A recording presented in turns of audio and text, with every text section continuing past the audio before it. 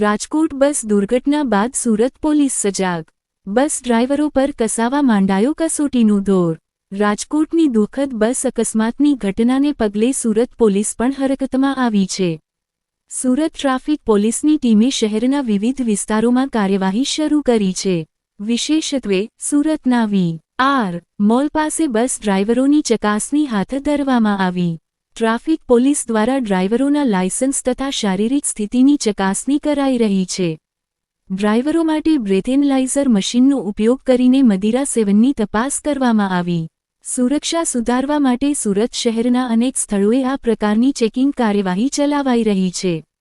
Traffic police દ્વારા જાહેર પરિવહન સેવા આપતા વાહનચાલકોને કડક ચેતવણી આપવામાં આવી છે કે કોઈપણ બેદરકારી હવે સહન નહીં કરવામાં આવે। Bureau chief Sunil Ganjawala, Surat.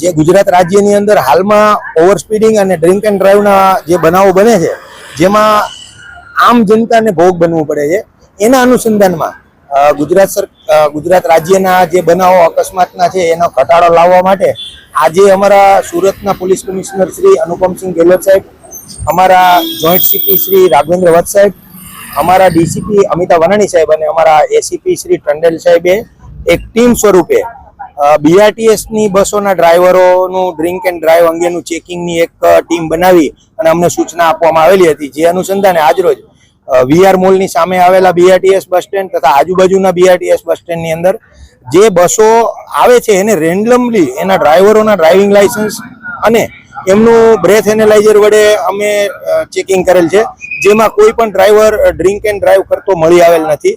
અને જો મળી આવેલો હોત તો એના માટે કાયદેસરની કાર્યવાહી કરવા માટે અમને જે સૂચના મળેલી હતી એ અનુસંધાનમાં કાર્યવાહી કરવાના હતા।